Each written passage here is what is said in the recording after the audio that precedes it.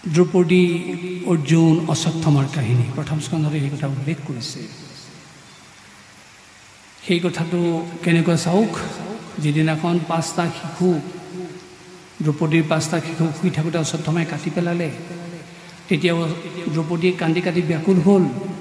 তেতিয়া অৰ্জুনে আহি তেওঁক সান্তনা দি ক'লে, শোভাননে তুমি আৰু দুখ নকৰিবা, মই তোমাৰ আততায়ীজনক ধৰি আনিম আৰু তুমি তেওঁক পাৰ্যমানে শাস্তি দিবা। এনেকৈ কৈ কৃষ্ণ ৰথ তুলি অৰ্জুন খেদি গ'ল, অশ্বত্থামাৰ প্ৰতি অগ্ৰসৰ হ'ল। আৰু তেতিয়া সেই আক্ৰমণ দেখি অশ্বত্থামাই অৰ্জুনলৈ ব্ৰহ্মাস্ত্ৰ নিক্ষেপ কৰিলে।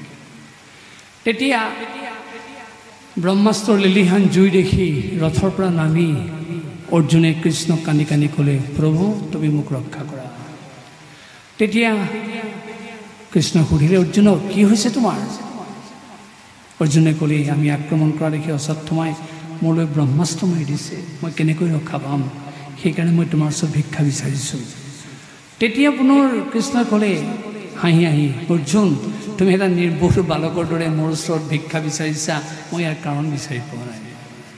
ময়ো দেখিছোঁ অশ্বত্থামাই তোমালৈ ব্ৰহ্মাস্ত্ৰ মাৰিছে, তুমি সেইপাত ব্ৰহ্মাস্ত্ৰ প্ৰতিহত কৰাৰ ক্ষমতা তোমাৰো আছে, তোমাৰ তোনতো ব্ৰহ্মাস্ত্ৰ আছে, তুমি সেইপাত উলিয়াই মাৰি দিলে দেখোন সেইপাত প্ৰতিহত হয়। তাকেই নকৰি সাধাৰণ অবোধ বালকৰ দৰে কান্দি কান্দি তুমি মোৰ ওচৰত ভিক্ষা বিচাৰিছা। তেতিয়া অৰ্জুনে ক'লে, নহয় প্ৰভু, তুমি হেনো ব্ৰহ্মাস্ত্ৰৰ সন্মুখত থাকোঁতে মোৰ তোনত থকা ব্ৰহ্মাস্ত্ৰৰ মূল্য নাই, তুমিহে মোক ৰক্ষা কৰিব পাৰিবা। তেতিয়া কৃষ্ণই হাঁহি হাঁহি পুনৰ অৰ্জুনক ক'লে, তথাস্তু অৰ্জুন, তোমাৰ সামৰ্থ্য থকা স্বত্তেও শক্তি থকা স্বত্তেও তুমি তাক নিষ্প্ৰভ জ্ঞান কৰি মোক সক্ৰিয় বুলি ভাবি যেতিয়া তুমি মোটেই সমস্তখিনি সমৰ্পণ কৰিলা, কিয় মই তোমাক ৰক্ষা নকৰিম? সেইকাৰণে অৰ্জুন পলে পলে ৰক্ষিত হ'ল। গতিকে আৰু জানে আপোনালোকে, অৰ্জুন সব্যসাচী, সোঁহাতেও শৰ মাৰিব পাৰে, বাওঁহাতেও মাৰিব পাৰে, সকলো অস্ত্ৰবিদ্যাত পাৰ্গত। তথাপি তেওঁ নিজকে নিষ্ক্ৰিয় বুলি ভাবি প্ৰভু ভগৱন্তকহে শক্তিমন্ত পুৰুষ বুলি গণ্য কৰি তাত সেৱা কৰিছিলে। আমাক কৈছে, তোমাৰ ধন টকা পইচা ঐশ্বৰ্য সম্পত্তি ধেৰ থাকিব পাৰে, তুমি সেইবোৰ থকাৰ পিছতো অৰ্জুনৰ দৰে তাক নিষ্ক্ৰিয় জ্ঞান কৰি প্ৰভু ভগৱন্তক সক্ৰিয় বুলি ভাবি তুমি কাই মন বাক্যৰে তেওঁক সেৱা কৰা, তুমি পলে পলে ৰক্ষিত হ'বা। আৰু তাৰ লগে লগে সেই কাহিনীটোতে দ্ৰৌপদীৰ শিক্ষাটো সোমাই আছে। কেনেকৈ চাওক, অৰ্জুনে পিছত সঁচাকৈ অশ্বত্থামাক হাতে গলে বান্ধি আনিলে, আনি পেলাই কি কৰিলে, দ্ৰৌপদীৰ সন্মুখত থকুচকৈ এটা পশুৰ দৰে পেলাই দিলে। আৰু লগে লগে দ্ৰৌপদীয়ে দেখি কি ক'লে, ভাগৱতত আছে, মেলা মেলা বান্ধ ইহান দুখে উধাই দুগুণে জুই মোৰ। হে আৰ্যপুত্ৰ, এওঁক তুমি যেনেকৈ বান্ধি আনিছা, মই আৰু এগৰাকী হৃদয় প্ৰাণ নাৰী হৈ এই দৃশ্য চাব নোৱাৰোঁ, তুমি এওঁকটো বধ কৰিব নোৱাৰাই, এওঁক বান্ধটো খুলি দিয়া। তেতিয়া দ্ৰৌপদীয়ে যুক্তিৰে কৈছিল যে তুমি যদি গুৰুপুত্ৰক বধ কৰা, তুমি যিজন গুৰুৰ ওচৰত দ্ৰোণাচাৰ্যৰ ওচৰত শিক্ষা ল'লা, তোমাক কৃতজ্ঞতাৰ দুখে খেদি আহিব। আৰু তুমি যদি গুৰুপুত্ৰক বধ কৰা, ব্ৰহ্মশাপে খেদি আহিব। আৰু তুমি যদি গুৰুপুত্ৰক বধ কৰা, তোমাৰ কুলক্ষয় আৰম্ভ হ'ব। আৰু কি জানা, মোৰ 5টা পুত্ৰ শিশু অৱস্থাত যেতিয়া তেওঁলোকে নিৰ্দিষ্ট অৱস্থাত কাটি পেলালে, মই দুখ পাইছিলোঁ সঁচা, কিন্তু মোৰ সন্মুখত যদি তুমি এতিয়া অশ্বত্থামাক কাটি পেলোৱা বা বধ কৰা, মোৰ নিচিনা এগৰাকী হৃদয় প্ৰাণা নাৰীয়ে মই পোৱা দুখতকৈ 10 গুণ দুখ পাব। এইটো মই কেতিয়াও কামনা নকৰোঁ। আৰু কি জানা, দ্ৰোণাচাৰ্য মৃত্যু হোৱাৰ পিছত তেওঁৰ পত্নী গৌতমীয়ে দুখ কৰিছিলে যদিও অশ্বত্থামাক দেখি সান্তনা পাইছিল। তুমি যদি এতিয়া অশ্বত্থামাক বধ কৰি দিয়া, তেওঁৰ সেইকণ সান্তনাও নোহোৱা হ'ব। এনেদৰে উপদেশ দি অৰ্জুনক সেই কাৰ্যৰ পৰা বিৰত ৰাখিলে। আৰু সেইকাৰণে দ্ৰৌপদী মহাসতী। আমি ৰাতিপুৱা শুই উঠিয়েই সেই মন্ত্ৰ উচ্চাৰণ কৰোঁ, অহল্যা দ্ৰৌপদী কুন্তী তাৰা মন্দু দৰিষ্ঠথা পঞ্চকন্যা স্মৰে নিত্যম মহাপাতকনাশনম। এই 5গৰাকী নাৰীৰ নাম ল'লে আমি ৰাতিপুৱা সমস্ত পাপ নাইকিয়া কৰাৰ পৰিৱেশ সৃষ্টি কৰিব পাৰোঁ।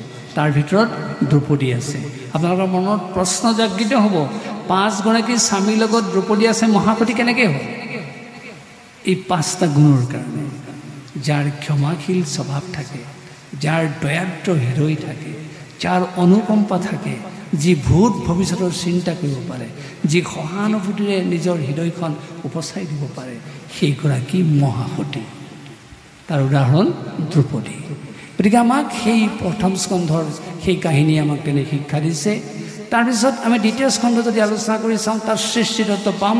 সৰ্গ, বিসৰ্গ, স্থান, উটি, মনন্তৰ, ঈশানুকথা, নিৰোধ, মুক্তি, আশ্ৰয়, এই 10টা লক্ষণক ভাগৱতৰ মূল সৃষ্টিৰ পৰিচয় বুলি কোৱা হৈছে। তাৰ যোগেদি আমি সকলোৱে আচলতে উজ্জীৱিত হৈ থাকিব পাৰোঁ। এই সৃষ্টি প্ৰক্ৰিয়া নাথাকিলে আমি কোনেও জীৱন ধাৰণ কৰাটো সম্ভৱ নহয়।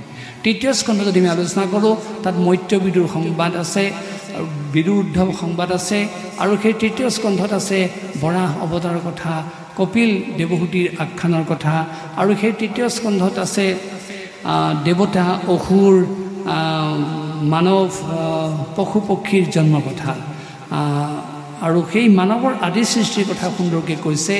সেই স্কন্ধত ব্ৰহ্মাৰ এটা অংশৰ পৰা মনুৰ সৃষ্টি, আৰু এটা অংশৰ পৰা যি 7ৰ পৰা সৃষ্টি কৰা হৈছিল, সেই 7ৰ পৰা মনুৰ সান্নিধ্যত যি সন্তান জন্ম হৈছিল, সেই সন্তানেই মানুহৰ আদি বংশৰ পৰিচয়।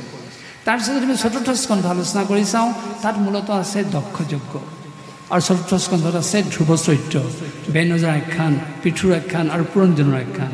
আচলতে আমি সকলোৱেই পুৰঞ্জন, কাৰণ আমাৰ 9খন দুৱাৰ আছে। আমি এই দুৱাৰৰ ৰখীয়াৰ কাৰণেই পুৰঞ্জন। পুৰ মানে ৰাজ্য, ৰাজ্যৰ যি অধিপতি সেইজন পুৰঞ্জন। আৰু সেই দক্ষ যজ্ঞতে আছে সামাজিক মূল্যবোধৰ শিক্ষা, কাৰণ সতীয়ে দেহত্যাগ কেলে কৰিছিলে? স্বামী মহাগুৰু, তেওঁক ভৰ্ৎসনা কৰাৰ অপৰাধত তাক প্ৰতিবাদ সাব্যস্ত কৰিবৰ কাৰণে তেওঁ দেহত্যাগ কৰিছিলে। গতিকে মূল্যবোধৰ শিক্ষা আছে চতুৰ্থ স্কন্ধত। তাৰপিছত যেতিয়া আমি পঞ্চম স্কন্ধ চাম, তাত প্ৰকৃতিৰ বৰ্ণনা আছে, প্ৰিয়ব্ৰতৰ আখ্যানৰ কথা আছে, ভৰতৰ আখ্যানৰ কথা আছে, নাভিৰ আখ্যানৰ কথা আছে। সেই প্ৰকৃতিয়ে আমাক শিক্ষা দিছে পৰোপকাৰী চিন্তাৰ কথা। তাৰপিছত ষষ্ঠ স্কন্ধ যদি আমি আলোচনা কৰি চাওঁ, তাত অজামিল আখ্যানৰ কথা পাম। সেই অজামিল আখ্যান আমাক কি শিক্ষা দিছে? হৰে নামৈব নামৈব মম জীৱনম কলো নাস্তেব্য গতিৰ অন্যথা। কলিযুগত ধন, টকা পইচা, সম্পদে মানুহক গতি দিব নোৱাৰে, একমাত্ৰ গতি দিব পাৰে হৰি নামে। গতিকে আমি সেইকাৰণে নামত আশ্ৰয় লওঁ সকলোৱে, আৰু সেই অজামিলৰ আখ্যানৰ যোগেদি আমাক সেই নামাশ্ৰয়ী হ'বলৈ শিক্ষা দিছে। তাৰপিছত যদি আমি সপ্তম স্কন্ধ আলোচনা কৰি চাওঁ, অতি মনোৰম এটা কাহিনী আছে। সেই সপ্তম স্কন্ধত হিৰণ্যকশিপু, হিৰণ্যাক্ষৰ উৎপীড়নৰ বধৰ কথা আছে, প্ৰহ্লাদ চৰিত্ৰৰ কথা আছে। সেই মনোৰম কাহিনীটো শুনক আপোনালোকে। আমি প্ৰহ্লাদ ভক্তিমন্ত পুৰুষ বুলি কৈছোঁ, প্ৰহ্লাদ বৈষ্ণৱ বুলি কৈছোঁ, শ্ৰেষ্ঠ প্ৰহ্লাদ শ্ৰেষ্ঠ ভকত বুলি কৈছোঁ। কেনেকৈ হ'ল আমি কৈ দিম, কয়াধু মাতৃৰ যোগেদি হ'ল, সৎসংগ নাৰদৰ যোগেদি হ'ল? নহয়, তেওঁ স্বামী অৰ্থাৎ প্ৰহ্লাদৰ পিতৃ হিৰণ্যকশিপুৰ অৰিহণা আছে প্ৰহ্লাদ ভক্তিমন্ত হোৱাৰ ক্ষেত্ৰত। কেনেকৈ চাওক, যিদিনাখন হিৰণ্যকশিপুৱে তপস্যালৈ যোৱাৰ মন মেলিলে, তেতিয়া ৰাণী কয়াধুক মাতি আনি ক'লেই, কয়াধু, কালিলৈ মই পুৱাতে হিমৰ গীত তপস্যা কৰিম, আৰু মই তপস্যাত সিদ্ধি লাভ কৰিলে নিশ্চয় আমাৰ দৈত্য জাতি অমৰ হৈ যাব।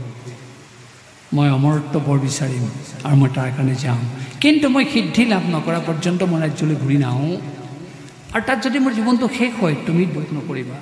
সেই মই তোমাক আজি ক'বলৈ আহিলোঁ। তেতিয়া লগে লগে কয়াধুৱে ক'লে, স্বামী, মই আপোনাৰ এই পবিত্ৰ কাৰ্যক অন্তৰে সৈতে সমৰ্থন জনালোঁ, আৰু আপুনি ইমান ভাল কাম এটালৈ ওলাইছে, তাত মই অসমৰ্থন কৰাৰ প্ৰশ্নই আহিব নোৱাৰে। কাৰণ আপুনি যদি তপস্যাত সিদ্ধি লাভ কৰে, অমৰত্ব বৰ লাভ কৰে, আমাৰ দৈত্য জাতি অমৰ হৈ যাব। ইয়াৰ ভাল কথা কি আছে? সেয়ে আপুনি মোক এটা কথা আজি মোক ক'ব লাগে, কাৰণ আপুনি নিজেই কৈছে যে আপুনি ৰাজ্যলৈ আকৌ ঘূৰি আহে নাহে ঠিক নাই, আপোনাৰ তপস্যাৰ যাত্ৰাটো কিমান দীঘলীয়া হয় ঠিক নাই। গতিকে আপুনি মোক আজি সময়খিনি দিয়ক। তেতিয়া হিৰণ্যকশিপুৱে ক'লে, বেছ, আজিৰ দিনটো মই তোমাক দিছোঁ। তেনেকৈ কোৱাৰ লগে লগে দুয়ো ৰাতিপুৱা বহিলে, কথা পাতিলে, বহুত কথা পাতিলে। পাতি থাকোঁতেই তেওঁলোকৰ চোতালত গছৰ ডালত পৰি এটা শুক পক্ষী অনবৰতে নাৰায়ণ নাৰায়ণ কৈ আছে। দিন ভাগিলে, সন্ধিয়া ভাগিলে, আকৌ দুয়ো বহিলে। তেতিয়া লাহেকৈ কয়াধুৱে মাত লগালে, স্বামী, আপুনি মোক কথা এটা ক'ব লাগে। আমি যে আজি কথা পাতি আছিলোঁ, আমি কথা পাতি থকাৰ মাজতে এটা চৰাই এটা শব্দ কৰি আছিল। মইতো শুনিছোঁৱেই, মোৰ বিশ্বাস আপুনিও শুনিছে, কথাটো হয়নে? তেতিয়া হিৰণ্যকশিপুৱে মাত লগালে, হয় তুমি যেনেকৈ শুনিছা ময়ো শুনিছোঁ শব্দটো। তেতিয়া পুনৰ কয়াধুৱে প্ৰশ্ন কৰিলে, স্বামী মোক আপুনি এইটো কথা ক'ব লাগে, চৰাইটোৱে কি বুলি কৈছিল, শব্দটো কি? তেতিয়া হিৰণ্যকশিপুৱে মিচিকিয়া হাঁহি মাৰি লাহেকৈ ক'লে, নাৰায়ণ বুলি কৈছিলে। প্ৰণিপাতেন পৰিপ্ৰশ্নেন চৈবয়া, অতি বিনীতভাৱে উপৰ্যুপৰি আকৌ কয়াধুৱে প্ৰশ্ন কৰিলে, স্বামী চৰাইটোৱে কি বুলি কৈছিল? আকৌ হিৰণ্যকশিপুৱে লাহেকৈ মাত লগালে, নাৰায়ণ বুলি কৈছিল। এইদৰে গোটেই ৰাতি হিৰণ্যকশিপুৰ মুখৰ পৰা কয়াধুৱে নাৰায়ণ নাৰায়ণ এই শব্দ উচ্চাৰণ কৰাই তেওঁৰ গৰ্ভত প্ৰহ্লাদৰ বীজ ৰোপণ কৰিলে, যাৰ কাৰণে প্ৰহ্লাদ ভক্তিমন্ত হোৱাৰ ক্ষেত্ৰত আওপকীয়াকৈ হ'লেও সেই স্বামী তথা পিতৃ হিৰণ্যকশিপুৰ অৰিহণা সংযোজিত হ'ল। এই কাহিনী আইসকলে মনত ৰখা অত্যন্ত প্ৰয়োজন। আমি আকৌ কৈছোঁ, সন্তান জন্মটো পুত্তলিকা ক্ৰীড়াৰ দৰে কাৰ্য নহয়, এয়া অত্যন্ত এটা দুৰ্লভ কাৰ্য। যেতিয়া সন্তান জন্ম দিব, ৰসা দদক্তু ততো মাংসাত মেদ প্ৰজায়তে মাৰিছ অস্থি ততো মৰ্যাদা ততো শুক্ৰ সম্ভৱ। এই 7টা ধাতু যে সৃষ্টি কৰিব, পিতৃ মাতৃ তথা স্বামী স্ত্ৰী উভয়েই সতৰ্ক হ'ব লাগিব। সাত্বিক আহাৰ, সাত্বিক বচন, সাত্বিক আচৰণ, সাত্বিক ভাৱনা, তেনে চিন্তাৰে আপোনালোকে সন্তান জন্ম দিয়ক। সেই সন্তান কেতিয়াও অসুৰ হ'ব নোৱাৰে, সেই সন্তান কেতিয়াও দৈত্য হ'ব নোৱাৰে, আৰু সেই সন্তানে কেতিয়াও মাক দেউতাকক আজি যিটো পৰিৱেশ হৈছে মাৰিবলৈ খেদি যাব নোৱাৰে। আৰু সেই সন্তান প্ৰহ্লাদ নহ'লেও অধিকাংশ 90% তেওঁৰ জ্ঞানমন্তৰ বীজ তেওঁৰ মগজ আৰু হৃদয়ৰ মাজত সোমাই থাকিব। আৰু সেই জ্ঞানৱন্ত সন্তানে তেওঁকতো সুস্থিৰ কৰি তুলিবই, আপোনাৰ ঘৰখন পৰিয়ালটো সুস্থিৰ কৰি তুলিব। গতিকে এই কাহিনীটো আমাৰ বাস্তৱ জীৱনৰ অমূল্য শিক্ষা। তাৰপিছত যদি অষ্টম স্কন্ধ আলোচনা কৰি চাওঁ, সমুদ্ৰ মন্থন আৰু গা গজেন্দ্ৰ আখ্যানৰ কথা পাম আৰু বলিচৰণৰ কথা পাম। সেই সমুদ্ৰ মন্থনখন আমাৰ সকলোৰে হৃদয়ৰ মাজত আছে, কাৰণ 14টা সম্পদ তাত সৃষ্টি হ'ল, শেষত অমৃত বাহিৰ হৈছে। আমাকো সম্পদ লাগে, কিন্তু আমি তাৰ মাজতে অমৃত বিচাৰোঁ। অমৃতটো কি? জ্ঞান অমৃত। যেতিয়া হৃদয়ৰ মাজত জ্ঞান অমৃত উদয় হ'ব, আমি সঠিক পথৰ সন্ধান পামেই। আমাৰ এই হৃদয়ৰ মাজতে গ্ৰাহ গজেন্দ্ৰ যুদ্ধখনো আছে। গ্ৰাহ কোন? মেটেৰিয়েলিষ্টিক, বস্তুবাদৰ প্ৰতীক। গজেন্দ্ৰ কোন? স্পিৰিচুৱেলিজিম, ভাৱবাদৰ প্ৰতীক। হয়, আমাক এফালে বস্তু লাগে অনবৰতে, আনফালে আমিও আধ্যাত্মিক চিন্তাত নিমজ্জিত হওঁ। এই গা গজেন্দ্ৰৰ আমাৰতো কাজিয়াখন লাগি আছে, কিন্তু যেতিয়া আমি গজেন্দ্ৰৰ দৰে বস্তুক তল পেলাই ভাৱবাদক ওপৰলৈ দিম, তেওঁ আমাক গজেন্দ্ৰক ৰক্ষা কৰাৰ দৰে অনবৰতে ৰক্ষা কৰিব। বস্তু আমি এৰিব নোৱাৰোঁ, কিন্তু আমি নিয়ন্ত্ৰণ কৰিব লাগিব। ঠিক তেনেকৈ সেই অষ্টম স্কন্ধতে আছে বলিচলনৰ শিক্ষা, যিটো আত্মনিবেদন পৰ্যায়ত আমি উপনীত হ'ম, ভগৱানে আমাক এৰি যাব নোৱাৰে। তাৰপিছত যদি আমি নৱম স্কন্ধ আলোচনা কৰি চাওঁ, তাত মূলতঃ কি আছে চাওক, বিভিন্ন বংশৰ পৰিচয়, চন্দ্ৰ বংশৰ পৰিচয়, সূৰ্য বংশৰ পৰিচয়, ৰাজবংশৰ পৰিচয়, মনু বংশৰ পৰিচয়, যদু বংশৰ পৰিচয়। আৰু সেই বংশৰ পৰিচয়বিলাকে আমাক কি কৈছে? সত্য অবিসম্বাদী সিদ্ধান্ত, সত্যত থকাজনৰ কেতিয়াও পৰাজয় হ'ব নোৱাৰে। তাৰ উদাহৰণ শ্ৰীৰামচন্দ্ৰ, তাৰ উদাহৰণ হৰিচন্দ্ৰ। তাৰপিছত যদি আমি দশম স্কন্ধ আলোচনা কৰি চাওঁ, তাত মূলতঃ কি আছে চাওক, শ্ৰীকৃষ্ণৰ জন্মৰ ৰহস্যৰ কথা, আৰু তাতে আছে চাৰিলীলাৰ কথা আমি আগতে কৈছোঁ। আৰু সেই দশম স্কন্ধত আছে জৰাসন্ধ বধৰ কথা, কংস বধৰ কথা, নৰকাসুৰ বধৰ কথা, সুধম্না আখ্যানৰ কথা, পাৰিজাত হৰণৰ কথা, ৰুক্মিণী হৰণৰ কথা, আৰু যাক ভাগৱতৰ মহাপ্ৰাণ বুলি কোৱা হৈছে ৰাসলীলাৰ কথা। ৰাসলীলাৰ কথা আপোনালোকে জানে, জীৱাত্মা পৰমাত্মা মিলনৰ যিটো প্ৰয়াস, সেই ৰাস। গতিকে আমি প্ৰত্যেকেই সেই ভগৱন্তক পাবলৈ বিচাৰোঁ, পৰমাত্মাক পাবলৈ বিচাৰোঁ, সেয়াই হৈছে ৰাস। তাৰপিছত যদি আমি একাদশ স্কন্ধ আলোচনা কৰি চাওঁ, তাত মূলতঃ কি আছে চাওক, নিমি নৱ সিদ্ধ সংবাদৰ কথা, তাত আছে ভক্তি তত্ত্বৰ কথা, তাত আছে ব্ৰাহ্মণৰ দ্বাৰা যদুবংশক অভিসম্পাদ দিয়াৰ কথা, আৰু সেই একাদশ স্কন্ধত আছে শ্ৰীকৃষ্ণৰ বৈকুণ্ঠ প্ৰয়াণৰ কথা, সেই একাদশ স্কন্ধত আছে কৃষ্ণ উদ্ধৱ সংবাদ কথা। আৰু সেই একাদশ স্কন্ধৰ যিটো সাধন ভক্তি আমি আগতে উল্লেখ কৰিছিলোঁ, সেই সাধন ভক্তি উদ্ধৱৰ যোগেদি আমাক দিয়া হৈছে যে ভগৱন্তক আমি চকুমুদি নোপোৱা পৰ্যন্ত আমি সকলোৱে সাধন ভক্তিৰ আশ্ৰয় ল'ব লাগিব, অৰ্থাৎ কৰ্মমাৰ্গ। আমি কাম কৰি কৰি কৰি তাৰ মাজেদি তেওঁক পাবলৈ চেষ্টা কৰিব লাগিব। তাৰপিছত যদি আমি দ্বাদশ স্কন্ধ আলোচনা কৰি চাওঁ, তাত মূলতঃ কি আছে চাওক, সেই দ্বাদশ স্কন্ধত আছে বেদৰ শাখা প্ৰস্তুতৰ কথা, যুগবিলাকৰ পৰিচয়ৰ কথা, সত্যতিতা দাপৰ কলি পৰিচয় তাত সুন্দৰকৈ দিয়া হৈছে। আৰু তাত আছে ভাবি ৰজা আখ্যানৰ কথা, আৰু সেই দ্বাদশ স্কন্ধটো আছে হৰিনামৰ মাহাত্ম্যৰ কথা, আৰু সেই দ্বাদশ স্কন্ধত আছে মহাভাগৱত পৰীক্ষিতৰ মুক্তিৰ কথা। পৰীক্ষিতে কেনেকৈ মুক্তি লাভ কৰিলে? সেই ভাগৱতক আশ্ৰয় লোৱাৰ কাৰণে। আমি আগতেই কৈছোঁ, জ্ঞাতে অজ্ঞাতে ভুল কৰিব পাৰে, যেতিয়া ভাগৱতৰ আশ্ৰয় ল'ব তেতিয়া তেওঁ মুক্তি লাভ কৰিব। আৰু পৰীক্ষিতে সাধাৰণ ভুল এটা কৰিছিলে, সেই জৰাসন্ধক বধ কৰি অনা মুকুটটোত কলি আছিলে, সেইটো তেওঁ নজনাকৈ পিন্ধি পেলালে, যাৰ কাৰণে তেওঁ কলিয়ে দংশন কৰিছিলে। আৰু সেইটোৰ পৰা পৰিত্ৰাণ পাবৰ কাৰণে তেওঁ ভাগৱতৰ যেতিয়া আশ্ৰয় ল'লে মুক্তি লাভ কৰিলে। এইদৰে ভাগৱতৰ দ্বাদশ স্কন্ধৰ কথা আমি আলোচনা কৰিলে আমাৰ জীৱনৰ শিক্ষাবিলাক আমি লাভ কৰোঁ। আমি আশা কৰিম এই 7 দিন যে ইয়াত ভাগৱত কীৰ্তন হ'ব, এয়া গতানুগতিক এক ভাগৱতৰ পৰিৱেশ নহয়, ইয়াৰ যোগেদি আপোনালোকে অমূল্য শিক্ষা ঘৰে ঘৰে লৈ যাব লাগিব। আৰু আপোনালোকে যদি সচৰাৰ্থৰে এই 7 দিন কথাখিনি শুনি ঘৰত প্ৰতিফলন ঘটায়, আপোনালোকে দেখিব আপোনালোকৰ হাঁহ হুমুনিয়া, আপোনালোকৰ সমস্যা, আপোনালোকৰ অশান্তি বহু গুণে দূৰ হৈ যাব। আৰু আমাক ভাগৱতে এই কথা কৈছে, কামং ক্ৰোধং মদং মানং লোভম মাচ্ছৰম এইবছ দম্ভ দৈশ্য মোহস্য দূৰস্য কথাব্ৰতী। যি ভাগৱত কথাত নিষ্ঠাৰে ব্ৰতী হয় তেওঁৰ বোলে কাম ক্ৰোধ লোভ মোহ মদ মাচৰ্য, মাচৰ্য মানে পৰশ্ৰীকাতৰতা, লোকৰ দেখিব নোৱাৰা হোৱা অৱস্থা, এইবিলাক বোলে নাইকিয়া হৈ যায়। আকৌ কোৱা হৈছে প্ৰলয়ংগী গমিষ্যন্তি শ্ৰীমদ ভাগৱত ধ্বনি কলিৰ দুচে ইমে শব্দে সিংহ শব্দত বিকাইব। যেনেকৈ হাবিত থকা সিংহৰ শব্দ শুনিলে বৃক কুকুৰ বা মদমত্ত হাতীও পলায়ন কৰে, তেনেকৈ এই নাম সিংহৰ ধ্বনি য'ত উত্থাপিত হ'ব তাৰ পৰা বোলে মহাপ্ৰলয় আঁতৰি যাব, কলিৰ সমস্ত দুখ বিদূৰিত হ'ব। গতিকে আমি এইবিলাকৰ পৰা পৰিত্ৰাণ পাবৰ কাৰণে এনেকৈ ভাগৱত শ্ৰৱণ কীৰ্তন কৰাটো অত্যন্ত প্ৰাসংগিকতা আছে। কিন্তু আকৌ কৈছোঁ, গতানুগতিকভাৱে কাৰোবাক দেখি শুনি কেৱল সুৰটোতে নিমজ্জিত হৈ আপোনালোকে ঘৰলৈ গুচি যাব, ইয়াৰ কোনো কথাত আপোনালোকে মনোযোগ নিদিব, সেই ভাগতে আমাক ক্ৰিয়া কৰিব নোৱাৰে। গতিকে আপোনালোকে ইয়াৰ ভিতৰলৈ সোমাই তাত মনোযোগ দিয়ক, ভাগৱতে নিশ্চয় ক্ৰিয়া কৰিব। এজনে ঘড়ীটো দেখুৱাই থৈ গৈছে, তথাপি মোৰ হিচাপ আছে, কথাখিনি সামৰিবলৈ লৈছোঁ।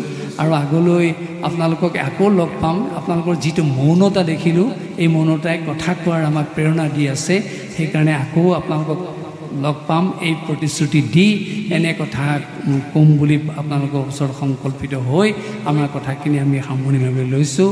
সৰ্বশেষত ভাগৱতৰ সেই অমৃতময় শ্লোকটিৰে আমি আৰম্ভ কৰিছোঁ। আমাৰ পাঠকসকলেও সেই কাৰ্যত সহযোগ কৰিব। জন্মা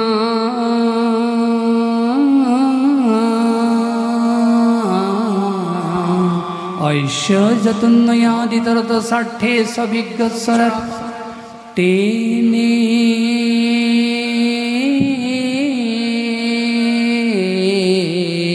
ব্ৰহ্মহৃদাজ আদি কবয়ে মুজ্জন্তি যৎসূৰয়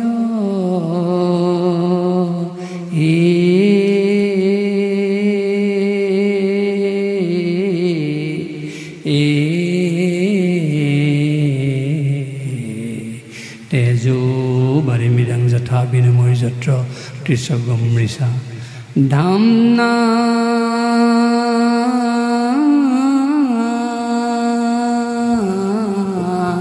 সেন সদা নিৰস্ত কুহকং সত্যং পদং ধীমহি